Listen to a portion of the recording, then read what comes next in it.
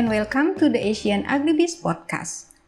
This is Meliana, regional correspondent in Jakarta. Today, I'm speaking with Seth Naeve, a soybean agronomist and professor of agronomy at the University of Minnesota, about reasons why Asian buyers love Pacific Northwest PNW for soybean. Hello, Seth. Thanks for being on the podcast. Pacific Northwest PNW has become an important shipping line for soy and soybean meal destined for Asia. This is because soybeans coming from the upper Midwest steadily moves west for shipment to Asia.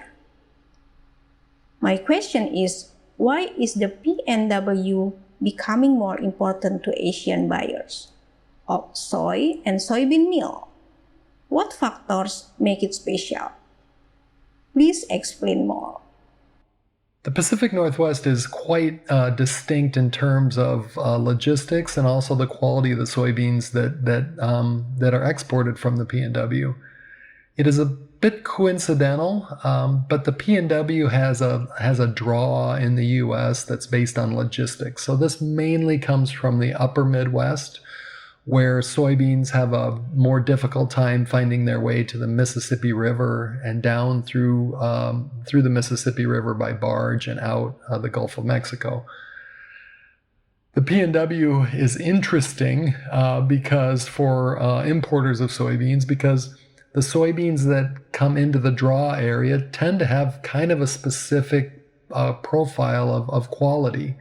So it's quite coincidental that soybeans in the Pacific Northwest that are shipped off the Pacific Northwest are distinct from soybeans at the Gulf of Mexico in that they're produced in a kind of a distinctive environmental zone, if you will, that draws to the Pacific Northwest. Those soybeans do tend to be lower in protein. Soybean oil tends not to be any better with those. But what we found is that there's a concentration of amino acids within those soybeans that go off the PNW.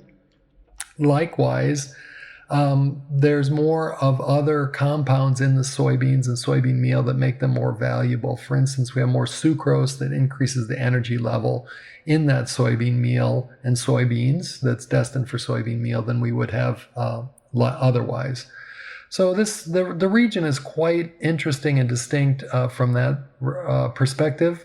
And I think that that's why we're marketing in the Pacific Northwest. The second part of your question about what makes it special is and how this region developed is related to the draw from China historically over the past 20 years. As China increased demand for whole soybeans, it really created quite a pull from the upper Midwest. Shipping into Asia is more direct, a shorter time frame to get from the PNW into Asia.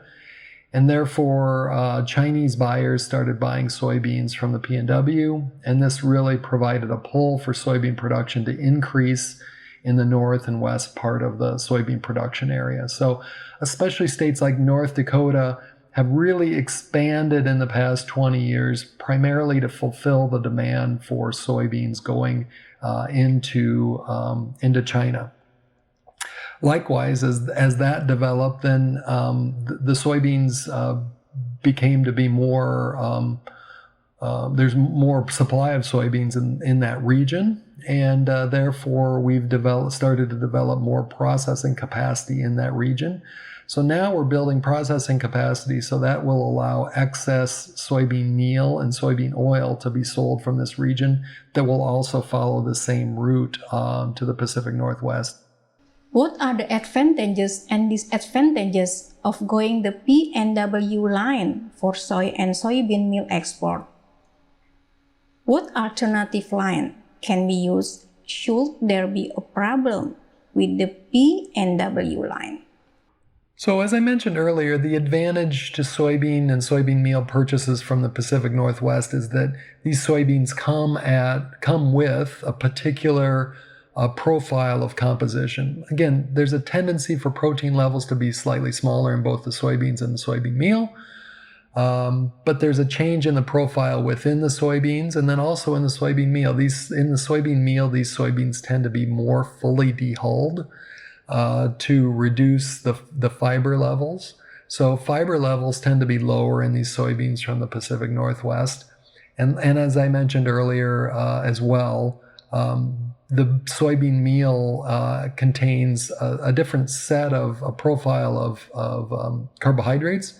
And those carbohydrates then tend to have a greater energy level for animals. So although we don't tend to market soybeans based on energy levels, it's something that is within those soybeans, and it could be a benefit to end users as they're developing rations with this soybean meal. In terms of alternate routes, there isn't really an alternate route. We do tend to, the area that draws into the Pacific Northwest does change slightly based on pricing and logistics around the Gulf of Mexico and up the Mississippi River, for instance. So as there's more sales from this region, certainly that will pull in soybeans from a little bit broader region within this larger upper Midwestern area. So there's a little bit of a push and pull based on local pricing that's essentially based on demand for local processing and exports of soybeans from both the Gulf of Mexico and the Pacific Northwest. Interesting. Next question.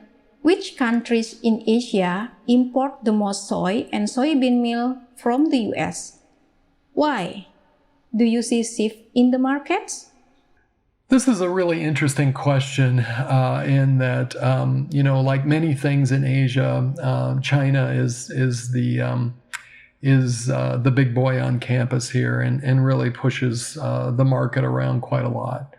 Traditionally, historically in the distant past, North Asia was the primary importer of whole soybeans from the US, whereas Southeast Asia was an importer of soybean meal primarily. This has continued to this date, but there is more interest in building processing in places like Vietnam and Thailand, places like this. So there is some whole soybeans that are brought into Asia, Southeast Asia.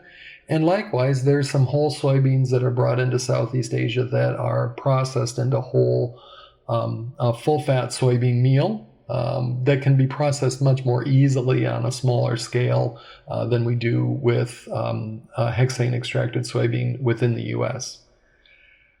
Again, China has developed as a major importer of whole soybeans because they've developed their own processing industry, and those processing plants are basically positioned along the coastline at deep water ports where they can receive vessels from the U.S. and Brazil primarily, process the soybeans, move that soybeans internally within China, or re-export that soybean meal throughout Southeast Asia.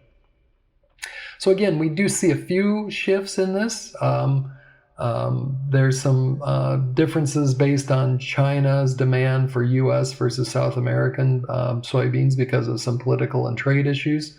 And there's also a change in South America in that the South American markets changed a little bit with taxes and export duties on soybean meal and soybean products from Argentina.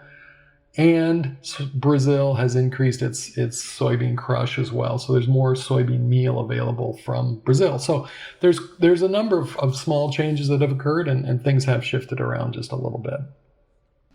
Okay. Seth, will PNW remain important going forward for Asian buyers? What are the challenges to increasing PNW soy and soybean meal export and markets for soybean producers? Yes, the PNW is going to remain very important for Asian buyers into the future for a couple reasons. One is that we've built, the U.S. Industry has built good infrastructure in the Pacific Northwest that's going to be available for many years in the future. The infrastructure is fairly new. We have both bulk and container shipping from the Pacific Northwest that allows us to move various quantities and types of soybeans and soybean meal from this region. The rail infrastructure is there. Containers will continue to move back and forth between Asia and this region.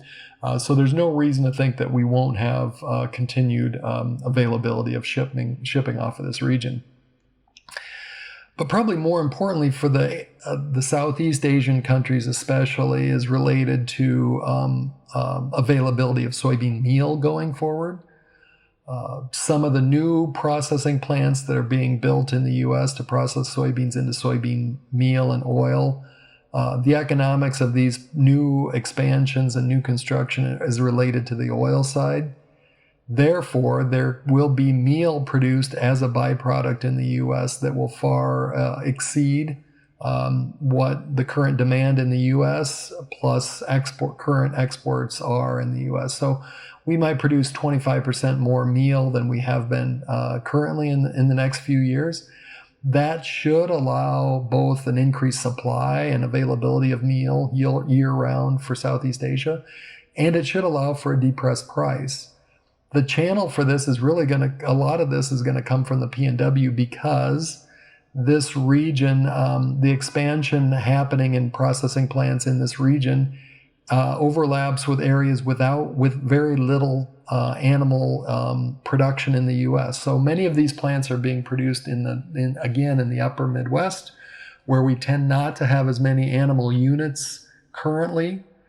Therefore, the excess supply very readily will move by rail to the Pacific Northwest. Okay. Anything else you want to add, Seth? I just want to reemphasize that the purchasers should be looking at soybean purchases from both the Gulf and the Pacific Northwest. They should be talking with the ABCs that are selling soybeans and soybean meal into the region, and ask them about supply and the quality of those soybeans from both locations. I really think there's an opportunity to find additional value in soybeans from the Pacific Northwest. It may be a lower price. It may be a better compositional profile for animals downstream. I know there's some challenges in some countries with labeling requirements for protein level and feed ingredients and final feeds, but these things can be overcome. And I really think that purchasers really need to take a second look or be asking the seller for information on supplies to the Pacific Northwest. Great. Thank you so much for taking the time to talk with me today. Thank you very much. It was very nice. I enjoyed speaking with you this afternoon. And thanks to the audience for joining us. Don't forget to subscribe to this channel on Spotify, Apple Music, or wherever you get your podcasts. For more on the Asian animal protein industries, please visit www.asian-agribiz.com.